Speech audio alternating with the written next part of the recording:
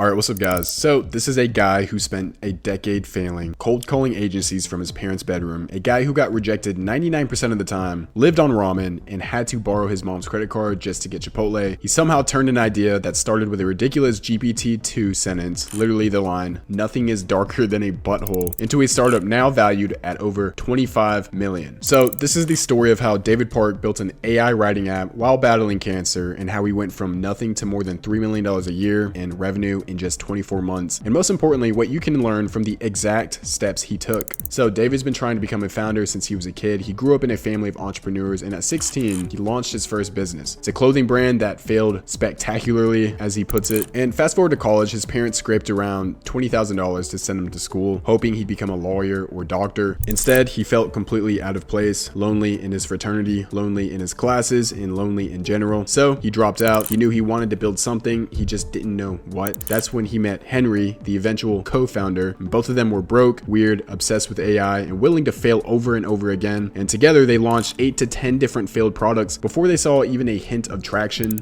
And also guys, I've documented my journey all the way from 0 to 10K MRR on this YouTube channel, to then listing my SaaS to private equity on acquire.com. So if you're a beginner founder or an advanced founder and you want my team to help you not waste months building and marketing, book a call with me below and I'll personally help you develop and market your SaaS. So anyways, let's get back to the video. So this is the GPT-2 moment that changed everything. One night they were messing around with GPT-2 and asked it to tell them a story. It generated the now iconic line, quote, "Nothing is darker than a butthole," quote. And most people would have closed the laptop. They looked at each other and said, "We should build something with this." And that's how Jenny AI was born. You guys see it on Twitter often. It's an AI assisted writing tool, originally built for agencies. So Henry coded it, David sold it, and by sold I mean cold calling agencies 8 hours a day for weeks straight, getting rejected nonstop, literally 99% of the time. So when he was back in his childhood bedroom, day and night, pushing through call after call, his mom would overhear him pitching at breakfast and still overhear him pitching when she went to bed. Meanwhile, he was aware of other Korean moms in the neighborhood bragging about how their daughter went to Stanford, how their son is at Amazon, and then his mom would say gently, "My son is working on a startup," which I still think is a flex. So I think the times are changing. But the point is, he had no money, no social proof, no traction, just belief from himself, his co-founders, and his parents. So in 2020, the GPT-3 dropped and suddenly AI was hot. Jenny saw a small wave of users,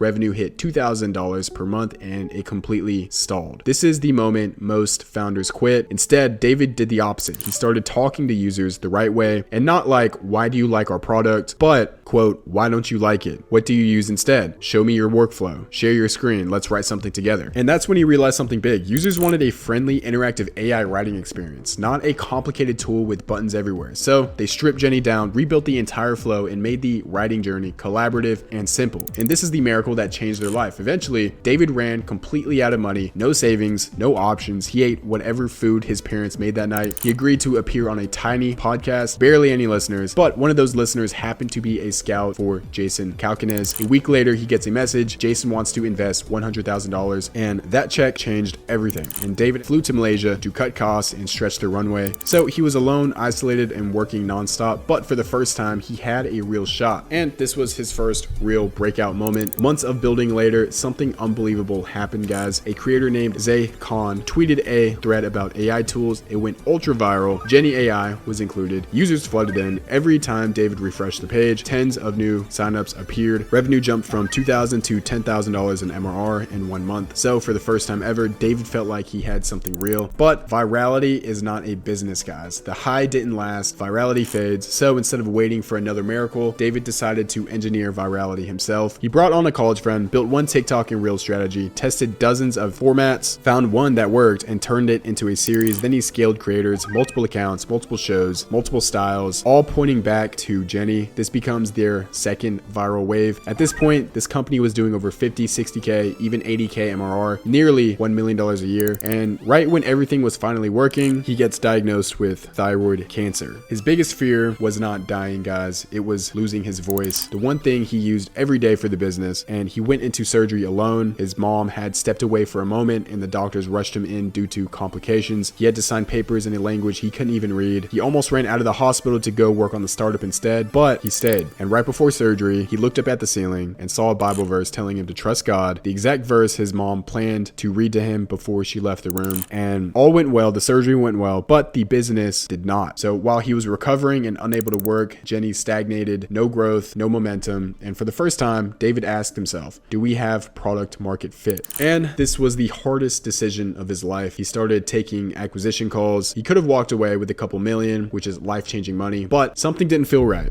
His gut told him, I'm not done yet. So he doubled down, he hired a growth team, he scaled winning channels, he removed distractions, he focused entirely on the core product from $1 million to 3 mil ARR. The growth became systematic, not lucky. And within 6 months, guys, the business doubled. So today, company is worth somewhere between $10 million to $30 million, and it's still growing. So what is David's final lesson? He says it himself, quote, I started my first company at 16. I'm 27 now. That's 10 years of failing. The only success I've had came in the last 18 months, quote. And guys, most people give something a month, maybe a year, but real startups demand years of sacrifice, years of boredom, years of uncertainty before anything pays off. And even then, you may still fail. But if you're willing to keep going, despite all that, it means you actually care about what you're building. And that's the only way you get a shot. So that's it for today's video. It was very inspirational when I saw this story. If you have any comments, drop it below, subscribe, like, and have a good one. Bye.